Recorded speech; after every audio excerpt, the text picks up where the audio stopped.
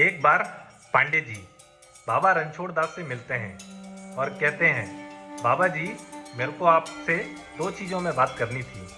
जब आप term insurance लेते हैं और जब आप एसआईपी स्टार्ट करते हैं, टर्म अमाउंट कम मिलेगा, मरने के बाद अगर नहीं मरा तो गुरुजी तुरंत हंसते हुए, तो बेटा एसआईपी कर लो, एसआईपी वेल्थ देगा, long term compounding boss. Pandey ji confused, पर एसआईपी तो 40 साल बाद वेल्थ देगा, तब तक मर गया तो गुरुजी तुरंत, तब टर्म कर लो बेटा, फैमिली सिक्योर्ड एंड प्रोटेक्टेड।